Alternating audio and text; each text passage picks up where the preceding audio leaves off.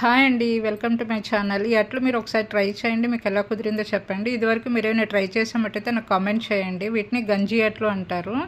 మనం గంజి వారుస్తాం కదా, వార్చిన దాంట్లో వరిపిండి వేసుకుని ఇట్లా దోశలు వేసుకోవచ్చు. ఇప్పుడు గంజి లేదు కనుక నేను ఇట్లా బియ్యం పిండిలో వాటర్ వేసేసి దాన్ని ఒక 5 నిమిషాలు పొయ్యి మీద పెట్టామనుకోండి, ఒక 2-3 మినిట్స్ సరిపోతుంది. ఇట్లా నేను చూపించే విధంగా అయిపోయింది అనుకోండి. సో చల్లారిన తర్వాత అందులో మనకి ఎంత వాటర్ కావాలంటే అంత వాటర్ వరిపిండి వేసుకుని దాంట్లో ఉప్పు, జీలకర్ర, నూలుపప్పు, ఎండుకారం లేదా పచ్చిమిర్చి, అల్లం పేస్ట్ కూడా వేసుకోవచ్చు. వేసుకొని మనం పలాచగా దోశలు వేసుకుంటే సరిపోతుందండి, అంతే. చాలా క్రిస్పీగా వస్తుంది అండ్ టేస్ట్ కూడా చాలా బాగుంటుంది. ఏదైనా చట్నీతో తీసుకుంటే కనుక సూపర్గా ఉంటుంది. మీరు కూడా ఒకసారి ట్రై చేయండి. మీకు ఎలా కుదిరిందో చెప్పండి. దీన్ని ఇంతేనండి, ఆయిల్ అంతా స్ప్రెడ్ చేసేసి పెనం అంతా మనం దోశ ఇలా వేసేసుకోవాలి.